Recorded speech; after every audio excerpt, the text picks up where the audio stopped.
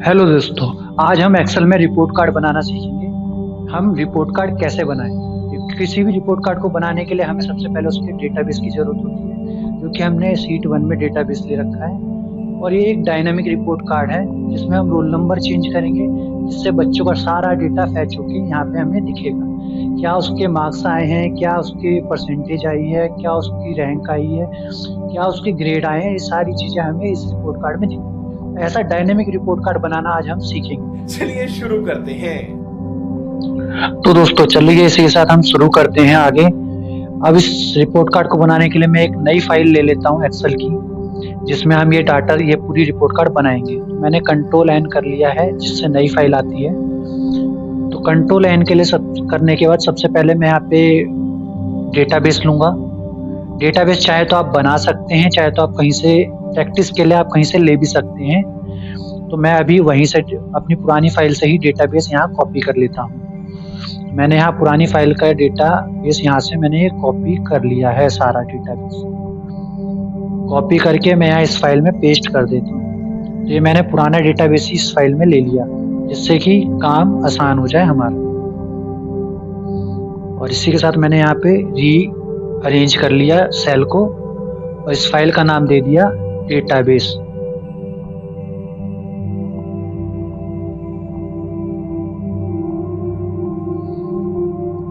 आप इसे डेटाबेस भी कह सकते हैं, लिस्ट भी कह सकते हैं स्टूडेंट की। बट बेसिकली अगर हम प्रोफेशनली देखें तो ऐसी चीज़ों को जहाँ सबका डेटा रखते हैं, उसे डेटाबेस कहा जाता है। और इस फाइल का नाम रख लेते हैं हम रिपोर्ट कार्ड, क्योंकि यहाँ पे हम रिपोर्ट कार्ड बनाने वाले हैं। तो चलिए सबसे पहले हम रिपोर्ट डेटाबेस हमारे पास आ गया है, तो हम रिपोर्ट कार्ड का डिजाइन बनाएंगे सबसे पहले।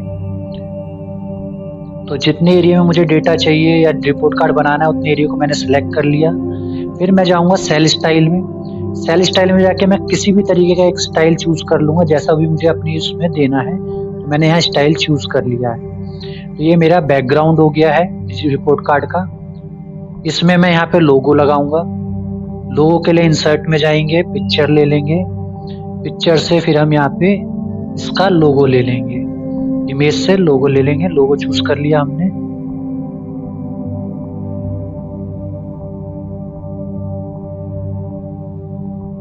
तो यहाँ हमने लोगो लगा लिया। अब यहाँ पे इंस्टीट्यूट का नाम लेंगे।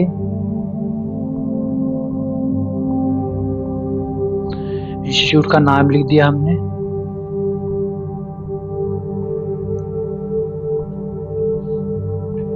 गुरुकुल इन्फोटेक, ये हो गया हमारा इंस्टीट्यूट का नाम। इसमें थोड़ी सी अब हम फॉर्मेटिंग भी करेंगे, जिससे कि ये थोड़ा सा अच्छा भी दिखे। साथ के साथ मैं थोड़ी आपको स्टाइलिंग भी बताता जा रहा हूँ कि अगर आप बनाए तो किसी भी चीज़ को अट्रैक्टिव जरूर बनाए, तभी उसे देखने में अच्छा लगेगा और मज़ा आएगा बेसिकली। तो मैं इसको यहाँ पे थोड़ा सा अट्रैक्टिव बनाने के लिए colour, outline colour, text outline colour, ये सब मैं डालूंगा, जिससे कि ये देखने में अच्छा लगे। बाद में जब इसका हमारा रिजल्ट पूरा कंप्लीट हो जाए, तो हमें मज़ा आए देखने में बेसिकली। तो ये हो गया। अब इसी के नीचे मैं एड्रेस भी लिखूंगा। तो एड्रेस के लिए मैं यहाँ चला जाता हूँ, दोबारा एक इंसर्ट में वर्ड आर्ट जाके एक लाइन ले लेता हूँ। यहाँ मैं एड्रेस टाइप कर देता हूँ। एड्रेस है 0 पुस्ता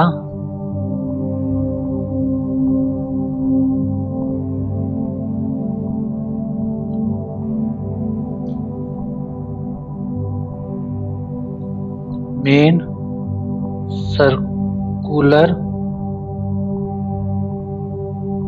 रोड, 0 पुस्ता मेन सर्कुलर रोड, सोनिया विहार,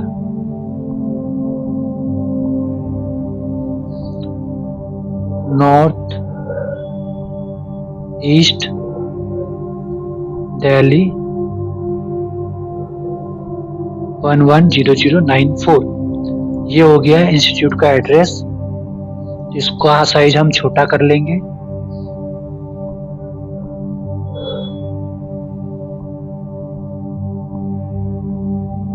देखिए शायद हमारा थोड़ा सा इस साइड में आ गया है।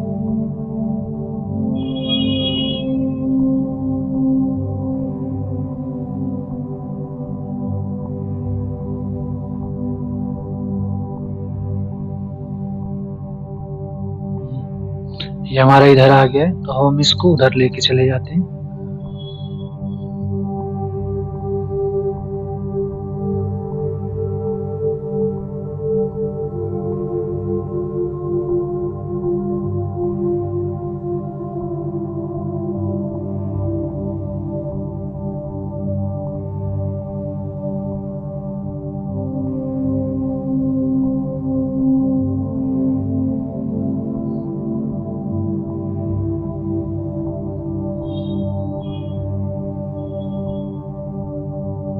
ये हमारा एड्रेस हो गया, इसको हमने इसी के नीचे रख दिया, जैसा कि रिपोर्ट कार्ड्स में होता है।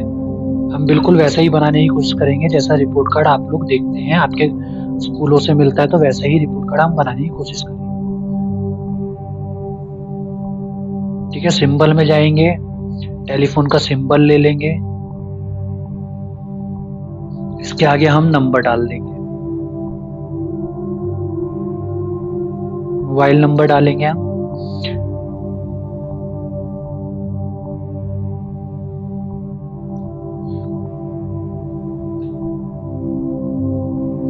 ये हमारा फोन नंबर हो गया, इसको हम ऊपर में यहाँ पे रख देंगे कॉर्नर में, टॉप कॉर्नर। ये हो गया हमारा बेस। अब इसके यहाँ पे सेंटर पे अब हम इसी से यहाँ सेंटर पे लिखेंगे रिपोर्ट कार्ड।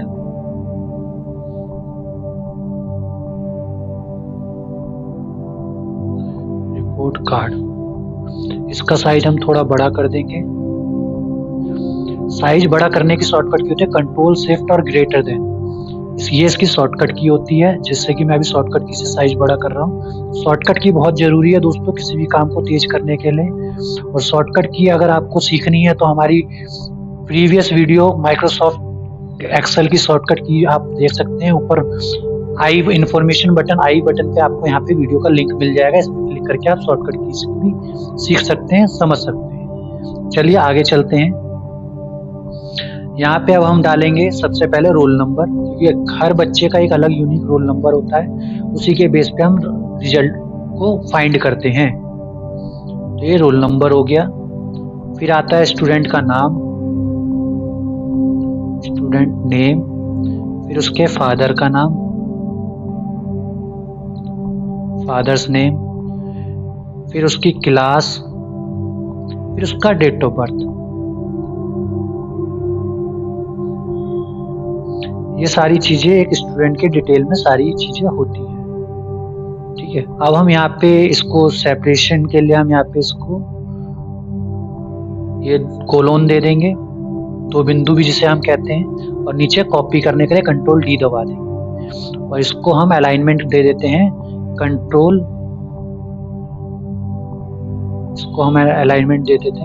शिफ्ट एल की।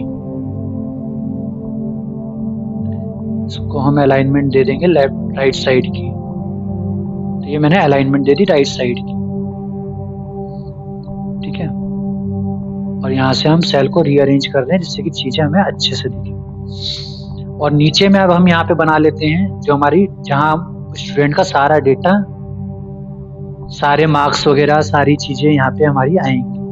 सब्जेक्ट हो गया, टोटल मार्क्स हो गए,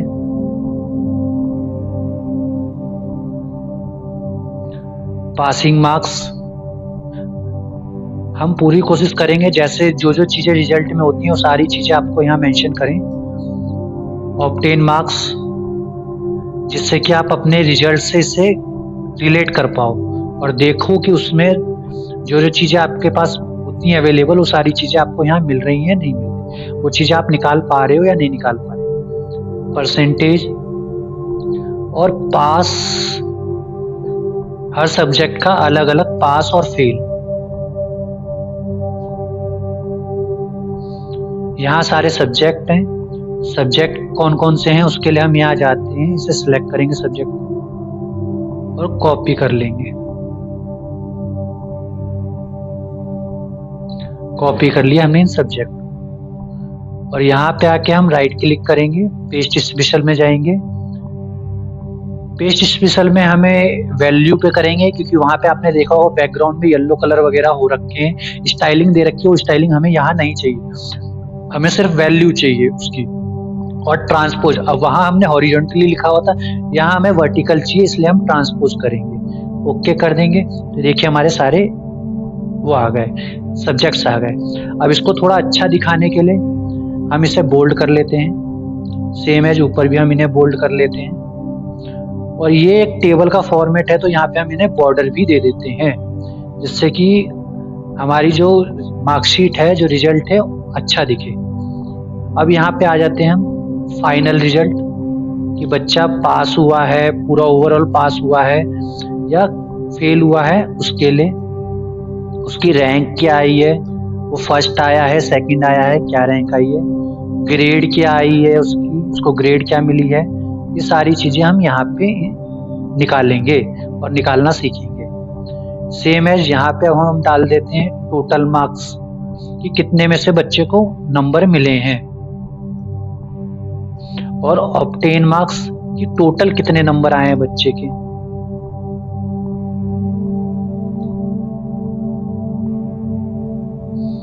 और यहाँ डाल देंगे परसेंटेज, बच्चे की परसेंटेज कितनी आई है। ये सारी चीजें हम यहाँ निकालेंगे।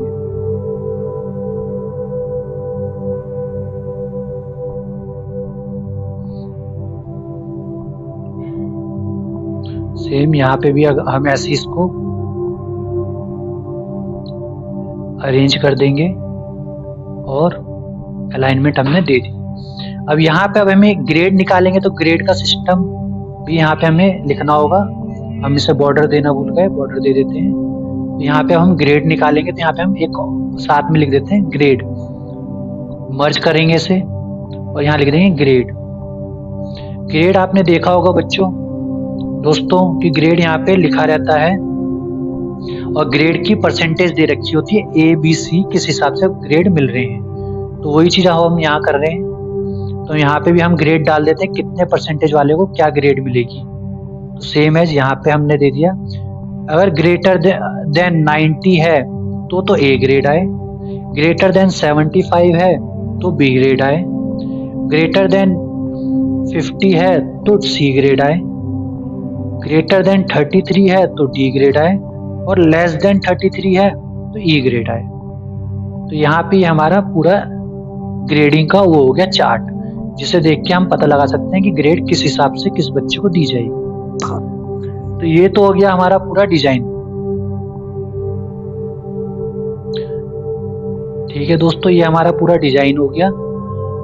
अब हम इसमें चलेंगे आगे, इसमें फॉर्मूले लगा के सारे डेटा को फेच करेंगे।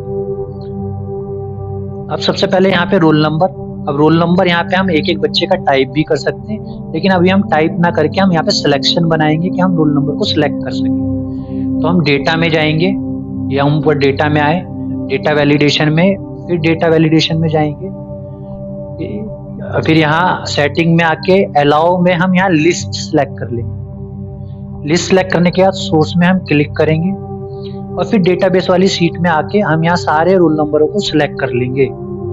जैसे हम सिलेक्ट करके ओके करेंगे, हम देखेंगे हमारे पास यहाँ पे एक ड्रॉप डाउन बन गया, यानी सिलेक्शन बटन बन गया, जिससे हम मार्क्स को और रोल नंबर को सिलेक्ट कर पाए और आगे चल के इन्हीं रोल नंबर के बेस पे हमारा सारा डेटा कन्वर्ट होगा, बदलेगा और डेटा फैच होगा इन्हीं मार्क्स के बेसिस पे। तो चलिए अब आगे शुरू करते हैं। इसके लिए अब हम चलते हैं आगे। इसमें हम फॉर्मूला लगाएंगे इक्वल टू, इसमें हम लगाएंगे वी लुकअप का फॉर्मूला, वी लुकअप और मैच का फॉर्मूला, जिसके बेस पे पूरा डेटा निकलेगा। वी लुकअप का फॉर्मूला अगर आपको डिटेल में सीखना है तो ऊपर नोटिफिकेशन में आपको इसकी वीडियो का लिंक मिल जाएगा, आप वहां से जाके वी लुकअप की वीडियो देख सकते हैं और डिटेल में वी लुकअप और मैच अच्छे से सीख सकते हैं। चलिए अब हम आगे चलते हैं। तो यहाँ पे हम लगाते हैं V lookup. V lookup, lookup मतलब हम कौन सी वैल्यू, लुकअप वैल्यू अब हम चूज करेंगे, किसके बेस पे हम सारा डेटा कन्वर्ट करने जा रहे हैं, वह लुकअप वैल्यू, वो है रोल नंबर हमारे। हमने इसे चूज कर लिया और साथ ही हम इसे फ्रीज कर लेंगे, जिससे कि आगे हम चीजों को कॉपी पेस्ट करें या ड्रैग करें तो हमारी चीजें बदले ना, हमारा जो लुकअप वैल्यू है वो बदले ना, इसलिए हमने इसे फ्रीज कर लिया कॉमा लगाएंगे। अब आ रहा है टेबल एरे। अब हमें टेबल एरे देखना है, हमें डेटा कहाँ से चाहिए। टेबल एरे का मतलब है कहाँ से डेटा चाहिए, तो हमें डेटा चाहिए यहाँ से। तो हम यहाँ से इस पूरे टेबल को सिलेक्ट कर लेंगे और कॉमा लगा देंगे। कॉमा लगाने के बाद हम आ जाएंगे अपने इस पे, कॉमा लगाएंगे, फिर हम यहाँ पे टाइप करेंगे मैच। मैच हमने टाइप कर लिया।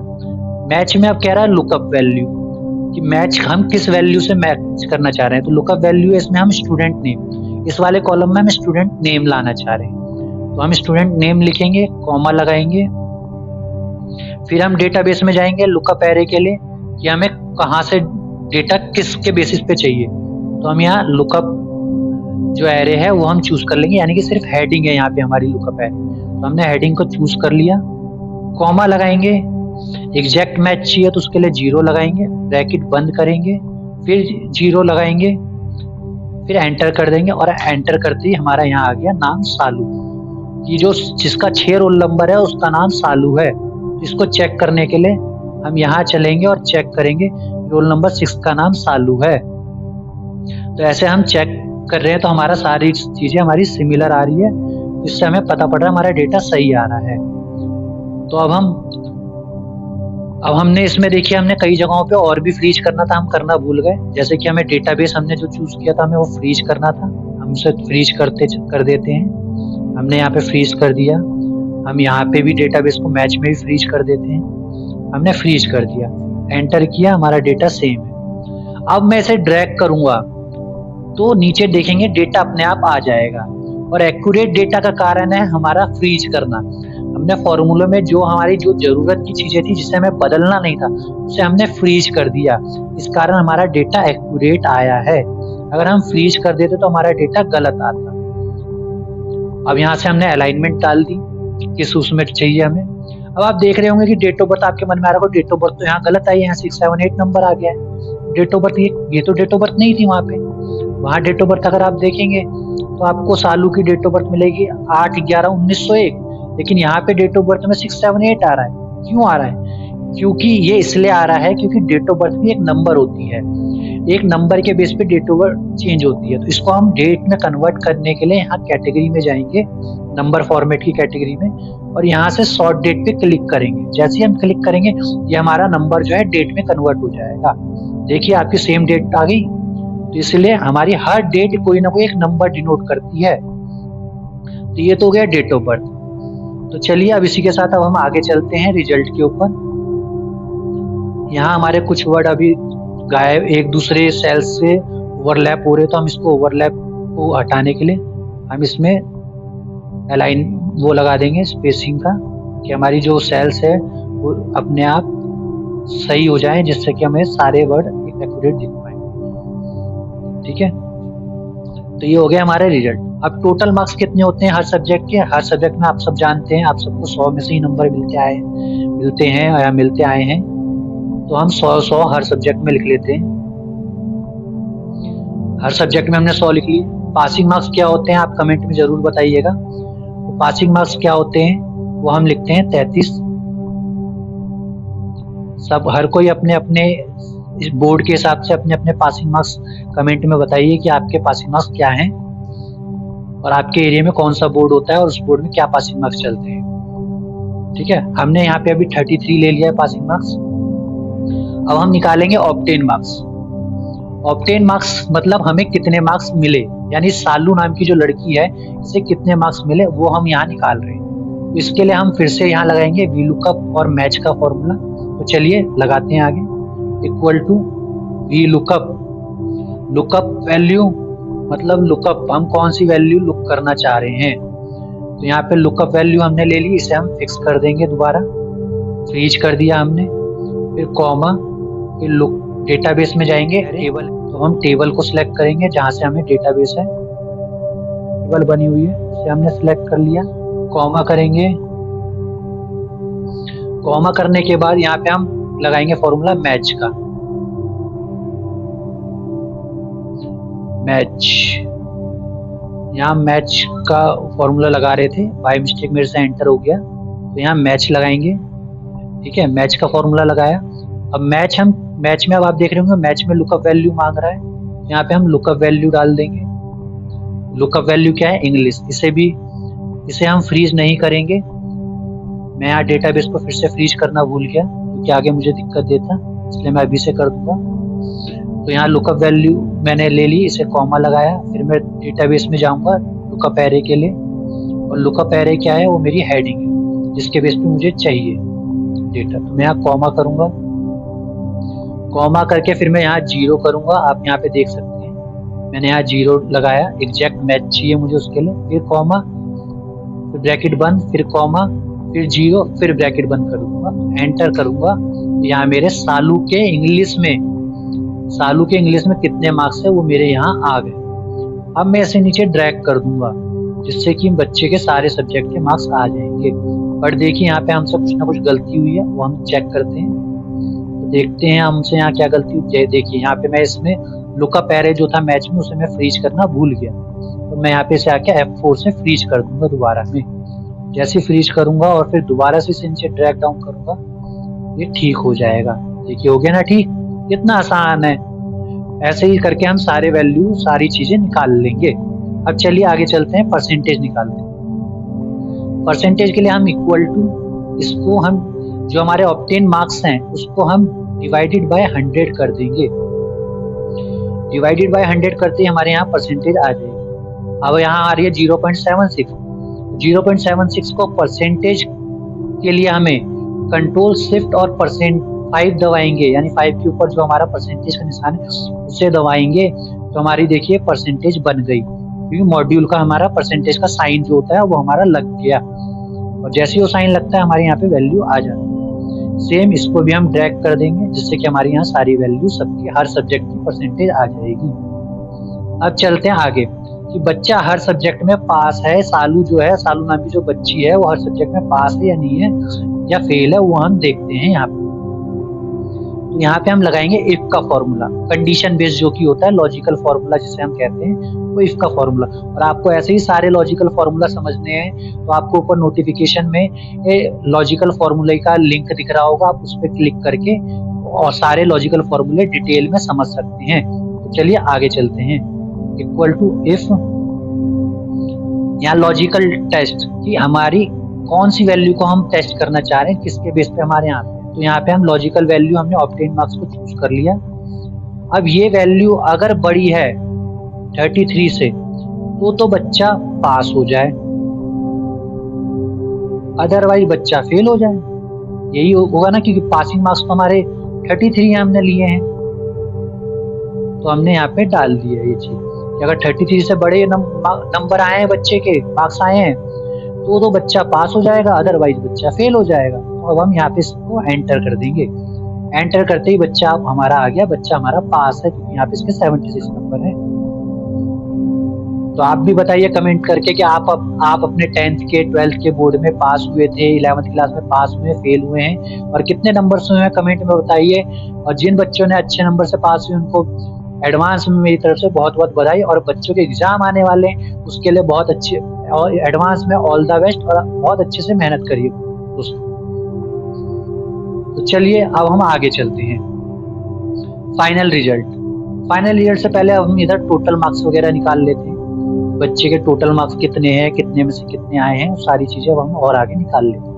तो इक्वल टू, यहाँ टोटल मार्क्स निकालने के लिए हम लगाएंगे सम का formula, equal to sum, bracket start करेंगे। यहाँ हम टोटल मार्क्स के सारी वैल्यू को सिलेक्ट कर लेंगे और ब्रैकेट बंद करके एंटर कर देंगे। देखिए टोटल मार्क्स है हमारे 500। फिर हम ऑब्टेन मार्क्स में भी सेम यही फॉर्मूला लगाएंगे, सम का, सम ब्रैकेट स्टार्ट, ऑब्टेन मार्क्स सारे सिलेक्ट कर लेंगे और ब्रैकेट बंद कर देंगे। बच्चे के 500 में से 333 नंबर आए, ये हमें पता पड़ेगा। और जैसे हमने परसेंटेज का ऊपर लगाया था वैसे हम यहाँ पे total marks obtain marks divided by total marks कर देंगे, जिससे हमारी परसेंटेज आ जाएगी। और उसको हम कंट्रोल शिफ्ट और परसेंटेज का साइन दबा देंगे, यानी 5 दबा देंगे, जिससे कि वो परसेंटेज में कन्वर्ट हो जाएगी। ठीक है, अब हम चलते हैं फाइनल रिजल्ट। बच्चे का अब हमें फाइनल रिजल्ट निकालना है। फाइनल रिजल्ट क्या होता है? अगर बच्चा किसी भी एक सब्जेक्ट में फेल हुआ है तो बच्चे की कंपार्टमेंट आती है, एक से ज्यादा में फेल हुआ है तो बच्चा फेल हो जाता है, और बच्चा सब में पास है तो बच्चा पास होता है। वही हमारा फाइनल रिजल्ट होता है। तो वही अब हम यहाँ निकालेंगे फाइनल रिजल्ट में कि हमारा बच्चा फेल है, पास है, कंपार्टमेंट है, वो हम यहाँ देखेंगे। तो हम यहाँ इसमें फाइनल रिजल्ट में फॉर्मूला लगाएंगे इफ का, अगेन इक्वल टू इफ, और इफ के साथ हम फॉर्मूला लगाएंगे काउंट इफ का, चेक करने के लिए कि हमारे पास पास और फेल जो है कितनी बार है, फेल हमारा कितने सब्जेक्ट में बच्चा फेल है, उसको काउंट करने के लिए हम यहाँ काउंट इफ का फॉर्मूला भी साथ में लगाएंगे। इफ काउंट इफ, हम रेंज सेलेक्ट कर लेंगे यहाँ पे, और यहाँ पे डाल देंगे फेल, क्योंकि कंडीशन में हम फेल डालेंगे। अगर आपको काउंट के सारे फॉर्मूले डिटेल में अच्छे से सीखने हैं तो आप हमारी काउंट की वीडियो देख सकते हैं, जो कि आपको ऊपर नोटिफिकेशन में लिंक मिल जाएगा। वहां से आप काउंट की सारी video, count, D count, count if, इसको डिटेल में अच्छे से सीख सकते हैं। तो चलिए आगे चलते हैं। यहाँ हमने काउंट इफ लगा दिया, इसको इक्वल टू में अगर ये ग्रेटर देन है 1 तो बच्चा फेल हो जाए, तो बच्चा फेल्ड हो जाए। अदरवाइज दोबारा चेक करेगा और दोबारा काउंट इफ का फॉर्मूला लगाएंगे हम, और दोबारा रेंज सिलेक्ट कर लेंगे हम। कंडीशन में हम दोबारा फेल लिख देंगे, ब्रैकेट बंद कर देंगे, इक्वल टू में अगर ये 1 के बराबर है तो बच्चे की आ जाए कंपार्टमेंट, अदरवाइज बच्चा हो जाए पास। देखिए जब हम इन्वर्टेड कॉमा में रखते हैं, वैसे तो ये वर्ड टेक्स्ट को फैच कर लेता है, लेकिन कई बार होता है ये फैच नहीं करता, इसलिए हम कोशिश करते हैं सेम फॉर्मेट में रखने के लिए। ये इन्वर्टेड कॉमा में स्ट्रिंग टाइप करते हैं हम। एक स्ट्रिंग मतलब कैरेक्टर होते हैं, यानी अल्फाबेटिकल ऑर्डर को हम प्रोफेशनली स्ट्रिंग और कैरेक्टर कहते हैं, इसलिए हम इन्वर्टेड कॉमा में सिमिलर रखते हैं, सेम रखते हैं जैसा हमने प्रीवियसली टाइप किया होता है। चलिए अब हम इसके बाद पूरा फॉर्मूला टाइप करने के बाद एंटर करेंगे। एंटर करते ही देखिए बच्चा सारे सब्जेक्टों में पास था, यहाँ पे भी पास आ गया। और बच्चा किसी भी एक सब्जेक्ट में फेल होता तो यहाँ फेल आ जाए, कंपार्टमेंट आ जाता, और एक से ज्यादा में फेल होता तो यहाँ फेल आ जाए। तो वो हम आगे करके दिखाएंगे कि कौन सा बच्चा फेल है, कौन सा बच्चा पास है, उसके लिए भी हम आगे करके दिखाएंगे कि हमारा सही से काम कर रहा है नहीं कर रहा है।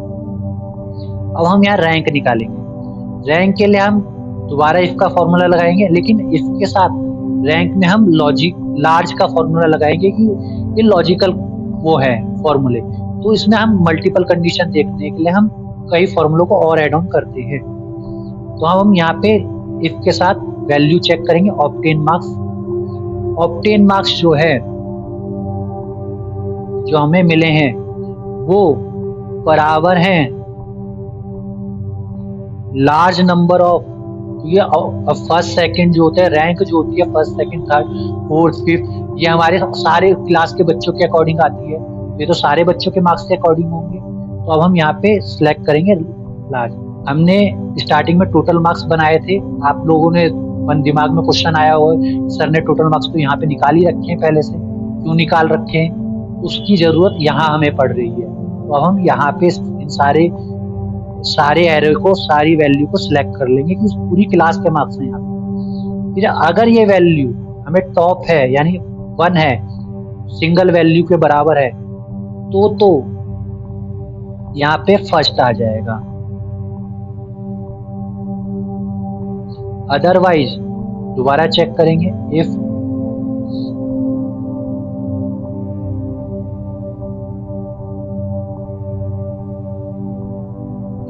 वही हमारे ऑब्टेन मार्क्स,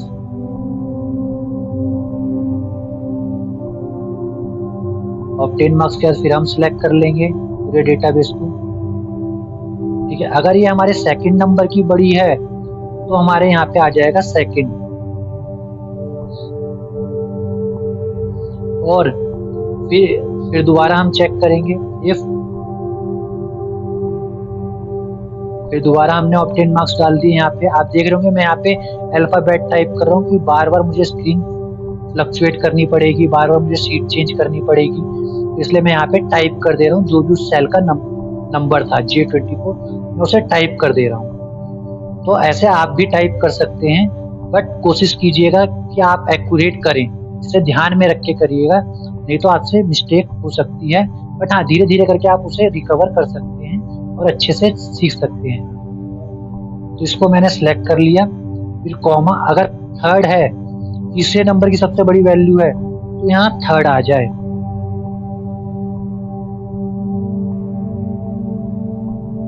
ठीक है। आई होप फ्रेंड्स वीडियो आपको जरूर अच्छा लगा होगा। हमें कमेंट से बताएं, हमारे वीडियो को अपने दोस्तों में शेयर करें, हमें लाइक करें और नए हैं हमारे चैनल पे तो हमें सब्सक्राइब भी जरूर करें।